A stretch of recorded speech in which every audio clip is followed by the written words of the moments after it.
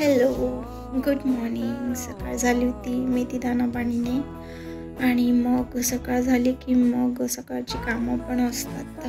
सकाळची कामं असेच की लंच वगैरे प्रिपेअर करायचं असतं. ते बाकी फ्रीज बघितला, त्यात केक होता ॲनिव्हर्सरीचा.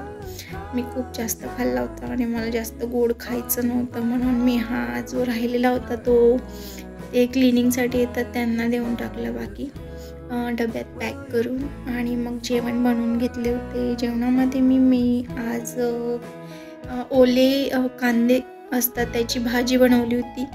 तिला मस्त चपातीसोबत चुरून छान लागते ती भाजी, म्हणून आमच्या गावाकडे खूप बनते या दिवसात ही भाजी.